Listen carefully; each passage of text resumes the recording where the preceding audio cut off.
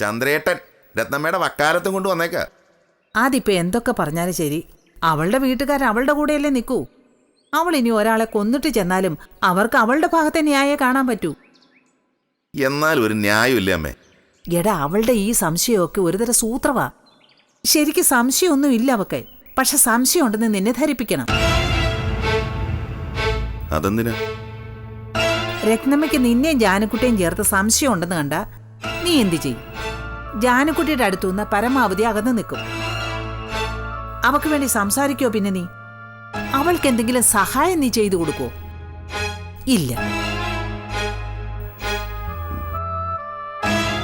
ഇതൊക്കെ എല്ലാ പെണ്ണുങ്ങൾക്കും ജന്മനാ കിട്ടുന്ന സൂത്രവിദ്യകളാണ്. ഓഹോ, നിങ്ങളൊക്കെ ഒറ്റ വർഗമാണല്ലോ. അതെ, ആണുങ്ങളെ നിലയ്ക്ക് നിർത്താൻ വേണ്ടി ഇങ്ങനെ പല അടവുകളൊക്കെ ഉണ്ട്.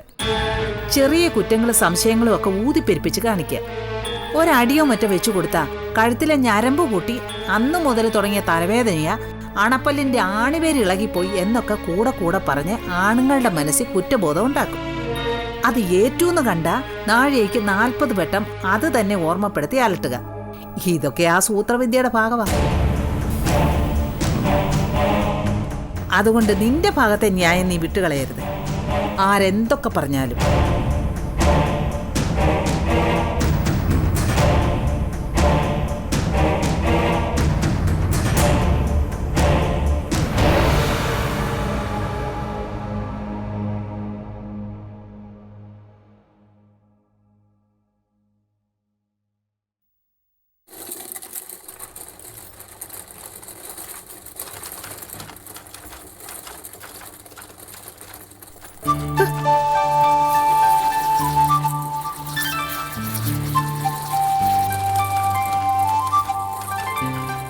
അപ്പുണ്ണി, അപ്പു അവിടെ നിൽക്കാൻ.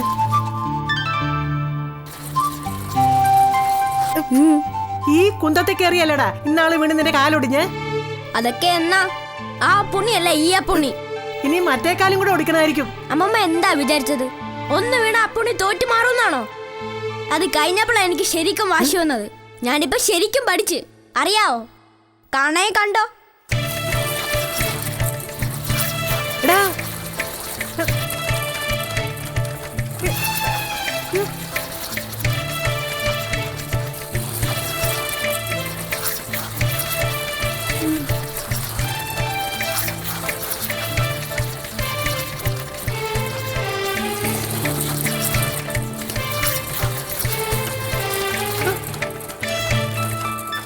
എന്റെ പുറത്തോട്ട് കയറില്ലേ, കണ്ടിട്ട് പേടിയാകുന്നു. അയ്യോ രത്നമ്മേ, വേണ്ട, മാറിപ്പോവാ അങ്ങോട്ട്. എടീ, നിന്റെ മോനോട് പറയടി. അയ്യോ എടാ കൊച്ച. അയ്യോ അപ്പോ അപ്പോ മതി നിന്റെ അഭ്യാസം, പോ മോനെ. എടാ, ഇപ്പൊ മനസ്സിലായല്ലോ? ഓ മനസ്സിലായേ, ഒന്ന് പോകാവോ? ഇതൊക്കെ കണ്ടുപിടിച്ചവരെ പിടിച്ച് തല്ലണം. ബെല്ലോ ബ്രേക്കോ വല്ലതും ഉണ്ടോ?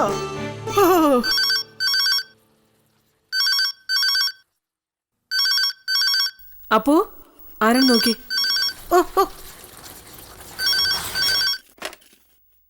ഹലോ, അപ്പു ചന്ദ്രനങ്ങളാ? ഹായ് അങ്കിൾ, ഇപ്പൊ കൊടുക്കാവേ. അമ്മമ്മയെ വിളിക്കുന്നു. ചന്ദ്രനങ്ങളാ, വാ.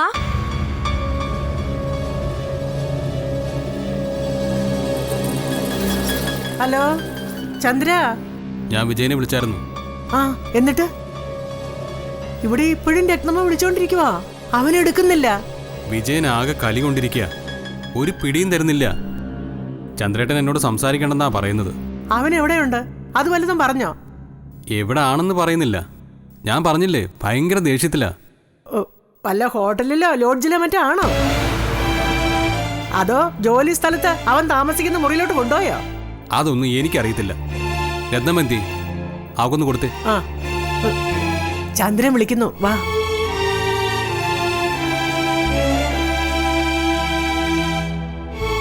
ചന്ദ്രേട്ടാ. എടി എടി നെറികെട്ടവളെ, നീ ഒരു മനുഷ്യ സ്ത്രീ ആണോടി, അതോ വല്ല രക്തരക്ഷസോ? എടി എടി നീ ഇത്ര ചീപ്പാണെന്ന് ഞാൻ ഒരിക്കലും വിചാരിച്ചില്ലല്ലോടി, വൃത്തികെട്ടവളെ. നീ എന്റെ കൂടപ്പിറപ്പ് തന്നെയാണല്ലോ അല്ലേ? അതോ വല്ല പട്ടിയുടെയും വയറ്റിൽ ജനിച്ചതാണോ നീ? എന്താ ചന്ദ്രേട്ട ഇങ്ങനെയൊക്കെ പറയുന്നേ? ഞാൻ എന്ത് ചെയ്തിട്ടാ? എനിക്കൊന്നും മനസ്സിലാവുന്നില്ല. നീ നീ ഉരുണ്ട് കളിക്കില്ലടി നാണം കെട്ടവളെ. നിനക്ക് ഒന്നും മനസ്സിലാവുന്നില്ല അല്ലേ? ഞാനിപ്പം വിജയനോട് സംസാരിച്ചതേ ഉള്ളൂ. നിന്റെ തൊലിക്കെട്ട് ഞാൻ സമ്മതിച്ചിരിക്കുന്നു. നിനക്ക് എങ്ങനെ നാക്ക് പൊങ്ങിയടി വിജയനെയും ജാനിക്കുട്ടിയും ചേർത്ത് അളിഞ്ഞ വർത്തമാനം പറയാൻ? എടി പട്ടിക്കാഷ്ടത്തിൽ നിന്ന് അരിക്കുന്ന ഈച്ചയുടെ വിലയുണ്ടോടി നിനക്കിനി ആ പെങ്കൊച്ചിന്റെ മുമ്പില്? നീ ഒരു ടീച്ചർ. വിജയന് പകരം വേറെ ആരെങ്കിലും ആയിരുന്നെങ്കിൽ ഒറ്റ ചവിട്ടിന് നിന്റെ ചങ്ക് കലക്കേനെ. കഴിവറ മോളെ. ചന്ദ്രേട്ടൻ എന്തറിഞ്ഞോണ്ട് ഈ പറയുന്നേ? ഇത്ര ക്ഷോഭിക്കാനും മാത്രം ഇവിടെ ഒന്നും സംഭവിച്ചില്ല ചന്ദ്രേട്ടാ. നീ വിജയനെയും ജാനിക്കുട്ടിയും ചേർത്ത് പറഞ്ഞില്ലേടി? അയ്യോ എന്റെ ചന്ദ്രേട്ടാ, ഞാൻ അങ്ങനെയൊന്നും ഉദ്ദേശിച്ചല്ല പറഞ്ഞത്. ഞാനില്ലാത്ത നേരത്ത് വിജയേട്ടന്റെ അടുത്ത് അവൾ എന്റെ കുറെ കുറ്റങ്ങൾ പറഞ്ഞു എന്ന് മാത്രമേ ഞാൻ ഉദ്ദേശിച്ചിട്ടുള്ളൂ. അല്ലാതെ ചന്ദ്രേട്ടൻ വിചാരിക്കുന്നത് പോലെ. പോടി വൃത്തിയിട്ടവളെ.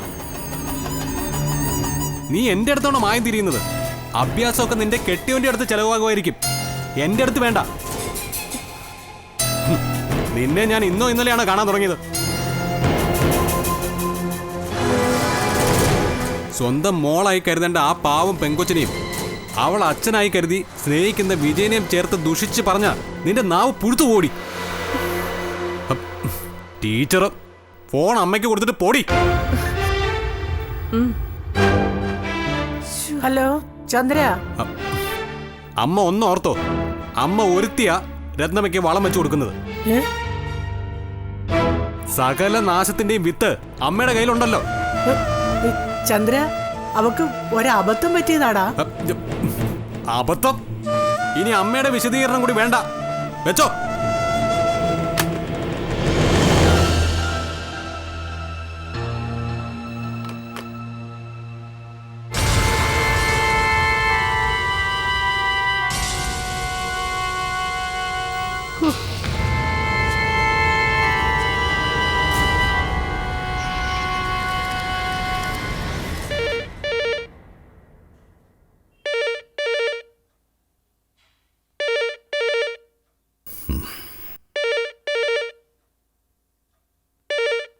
ഫോൺ ബെല്ലടിക്കുന്ന കേട്ടില്ലേ വിജയ നീയെ? കേട്ടു. അമ്മ കേട്ടില്ലേ? നീ എന്തുകൊണ്ടാ ഫോൺ എടുക്കാത്തേ? ഞാനെടുത്താ ഞാനിവിടെ ഉണ്ടെന്ന് അറിയില്ലേ? ഓ, അത് ശരിയാണല്ലോ. ഹലോ, ആരാ? അമ്മേ, ഇത് ഞാനാ, രത്നമ്മ.